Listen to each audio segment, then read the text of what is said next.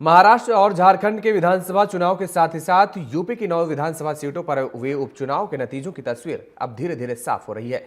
इन चुनावी नतीजों को लेकर हमारे संवाददाता पंकज तिवारी ने उत्तर प्रदेश सरकार में मंत्री, संगठन के माहिर और चुनावी रणनीतिकार जेपीएस राठौर से बातचीत की है। जरा सुनिए आप।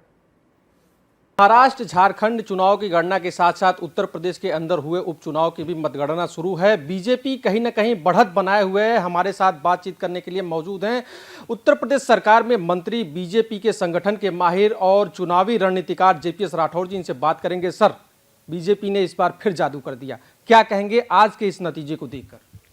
सबसे पहले तो मैं उत्तर प्रदेश की महान जनता को प्रणाम करता हूं, उनको आभार व्यक्त कर रहा हूं कि जिस तरीके से भारतीय जनता पार्टी के पक्ष में उन्होंने मतदान किया और अपना समर्थन दिया है, ये बहुत बड़ी बात है। और जिस तरीके से लगातार उनका सहयोग, समर्थन भारतीय जनता पार्टी को मिल रहा है, इसके लिए हम आज फिर से पूरे मन से, हृदय से उस जनता को आभार व्यक्त करते हैं। और ये विजय है माननीय प्रधानमंत्री मोदी जी की नीतियों की, विचारों की। ये विजय है भारतीय जनता पार्टी के विचारों की, और ये विजय है माननीय मुख्यमंत्री योगी आदित्यनाथ जी की रणनीति की, जिसके कारण इतनी बड़ी विजय उत्तर प्रदेश में मिली है। और जिस तरह से एक नैरेटिव इन्होंने सेट किया था 2024 समाजवादी पार्टी ने, पीडीए, आज पूरा पीडीए भारतीय जनता पार्टी के साथ ही आ गया है। पिछड़ा भी आ गया है, दलित भी आ गया, और कुंदरकी में तो आप देखेंगे कि जहाँ 65% मुस्लिम है, वो अल्पसंख्यक समुदाय के समाज के लोग भी भारतीय जनता पार्टी के साथ आ गए, क्योंकि उनको लगता है कि मोदी जी बिल्कुल, उनका स्ट्रेट फॉरवर्ड बात है कि वो सबका साथ सबका विकास की बात करते हैं। सारी सरकारी योजनाएं केंद्र की हों, प्रदेश की हों, पूरा उनको लाभ मिल रहा है। तो इसके कारण पूरा समाज, मुस्लिम समाज भी भारतीय जनता पार्टी के साथ आया है, और उस समाज को भी मैं आभार व्यक्त करना चाहता हूं। और वो समाज इसी तरीके से जुड़ा रहे, जिस तरीके से वोट लेने के बाद समाजवादी पार्टी उस समाज को भूल जाती है, और ना तो कहीं उनको रिप्रेजेंटेशन दे रहा है, ना प्रतिनिधित्व दे रहा है, ना ही उनके हित के लिए कोई योजना या कोई काम कह रहा है, ना उनकी आवाज़ को बुलंद करने की कोई बात होती है। केवल वोट तक उनको याद आता है।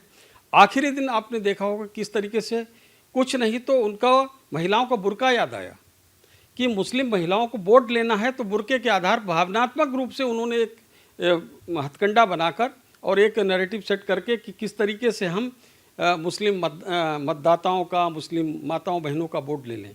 और मुझे लगता है कि इससे ज़्यादा गलत तरीका वोट लेने का और नहीं हो सकता है। 2024 के लोकसभा चुनाव में आरक्षण के नाम पर, संविधान के नाम पर, खटाखट योजना के नाम पर इन्होंने जितना झूठ बोला है, जितने फरेब किया है, भोली भाली जनता इनके उसमें पड़ गई चक्कर में, उनको वोट दे दिया। अब कलई खुल गई है, झूठ का पर्दाफाश हो गया है। हरियाणा में जवाब मिल गया है, महाराष्ट्र में प्रचंड तरीके से भाजपा के पक्ष में आया तो वहाँ भी जवाब मिल गया, उत्तर प्रदेश की जनता ने भी जवाब दे दिया है। आगे आने वाले समय में पूरे देश की जनता इनको जवाब देगी। क्या माना जाए, बटोगे तो कटोगे, सबका साथ सबका विकास पास हो गया और पीडीए फेल हो गया? नहीं, निश्चित रूप से पीडीए तो कुछ एक वोट लेने का उन्होंने तंत्र एक विकसित किया था, और वो वोट लेने के बाद उनकी चिंता नहीं। लेकिन सबका साथ सबका विकास माननीय प्रधानमंत्री जी का नारा कब से चल रहा है, और बिल्कुल उसके साथ है। माननीय योगी जी ने भी लगातार ये कहा है कि बांटने का काम कौन कर रहा है, हिंदू और मुसलमानों में बांटने का काम तो समाजवादी पार्टी कर रही है, क्योंकि उनको पता है कि अगर बांट के हम मुसलमानों को वोट ले लेंगे। अब भारतीय जनता पार्टी और माननीय योगी जी कह रहे हैं कि बटोगे तो कटोगे, तो मतलब एक साथ रहना है, हिंदू मुस्लिम सब लोग एक साथ रहेंगे तो निश्चित रूप से यहाँ सुख शांति रहेगी और सब लोग सही से चलेंगे। और किसी तरीके से जाति के नाम पर, धर्म के नाम पर, मजहब पंथ के नाम पर ना तो कोई सरकारी योजना का लाभ मिल रहा है किसी को, और ना ही चेहरा देख के किसी को नौकरी दी जा रही है। इनके समय में चेहरा देख कर, जाति को देख कर और नौकरियाँ दी जाती थी, योजनाओं का लाभ मिल रहा, पूरा लूट लेते थे सरकार को। भारतीय जनता पार्टी का खजाना आज गरीबों के लिए खुला है। वो गरीब चाहे किसी जाति, वर्ग, पंथ या मजहब का हो, उसको योजनाओं का लाभ मिल रहा है। उत्तर प्रदेश का खजाना आज उन गरीबों के लिए है। तो ये थे जेपीएस राठौर जी, जिनका सीधे तौर पे कहना था कि बीजेपी ने सेमीफाइनल तो जीत लिया है, अब तैयारी है 2027 की, और 2027 में भी बीजेपी प्रचंड बहुमत के साथ सरकार बनाएगी। वीडियो जर्नलिस्ट नीरज यादव के साथ पंकज तिवारी, टीवी 27 न्यूज़।